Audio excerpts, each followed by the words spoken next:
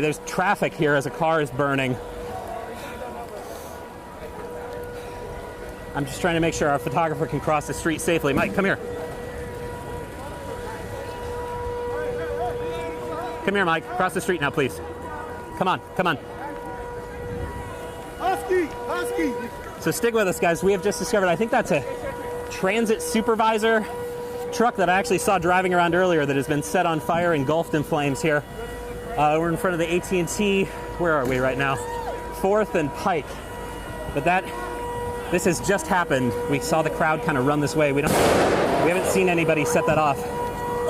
But certainly it is a huge fire going on right now, and we're hearing things explode inside the vehicle. And you can't really tell anymore, but I saw that car earlier. That's a Metro Transit Supervisor SUV. So it has the look of a law enforcement vehicle, but actually it's for Metro, as far as I remember. You can see another car over there. It's the type of car that the police drive, but it doesn't look like it's marked that has been set on fire. But certainly this is an escalation from the lull we saw earlier. We've got a large group of people, most of them taking pictures and videos. Holy hell. That was an explosion coming from that transit supervisor vehicle. I just saw the bumper fly off with that explosion. And I'm seeing somebody in the AT&T store stealing chairs right now. He's walking away with a stool. I think we're at a good distance here. We're just making sure that we're not, too close to anything that's really popping off. We've got an ambulance coming around the corner. This is what happens to oppressed people. The scary thing here right now, though, is honestly the traffic has not been diverted. We've been on closed streets most of the day, but if you look left here, Mike, we have traffic moving through this space. People are trying to navigate this street in between two blazing car fires, and protesters are interacting with these. I mean, that's a Lyft driver you can see right there. And that guy's taking a picture out his window. Yeah, there's no traffic control here. It's only a couple cars, but cars are freely coming down this road that people are milling about in and cheering and crossing the road and yelling. But we have 2 vehicles completely engulfed right now, just here in the last couple minutes. Again, the corner, 4th Avenue and Pine. I think this is Pike, excuse me. We've been moving around so much. But the fires have returned. Certainly a lot of people here celebrating the destruction of these government-owned vehicles. And what we don't see here again is police. Police were really forming up a solid presence about a block back where we were, but we have not seen them here. We've got the fire department here without a law enforcement escort as they received in other places. But it looks like they're getting ready to move in. People are starting to run off. This is what happens.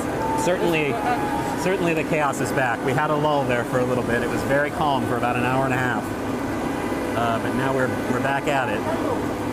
As for how these cars were lit on fire, I could not speak to that because we just didn't see it. We were down the block. Oh, look left.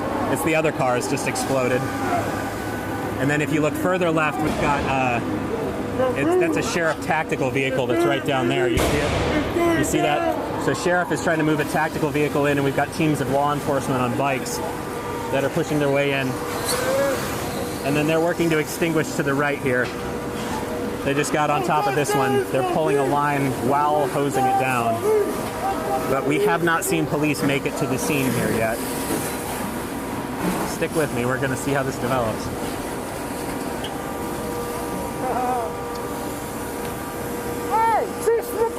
I am just struck, too, by the number of people that are here to kind of take pictures and selfies and smiling selfies with burning vehicles. It is surreal. People often come to observe crime scenes, but I've never seen anything like this. And this is going to be a big push, I would imagine, from police. That's an SPD bike squad, 2 tactical vehicles behind them.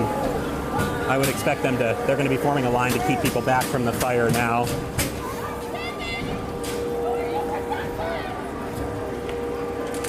So the one car is out that the fire department has reached. Let's make sure we're not in kind of no man's land here. We don't want to be the first ones in line here when this goes down.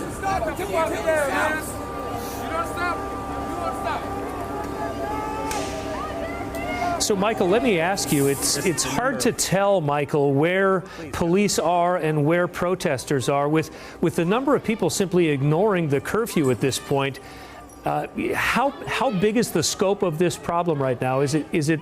Can you tell from where you are? Yeah, I mean, it has certainly gotten more centralized than it was. Go, go, go, go, go. Excuse me. Hold on. Keep going. Move.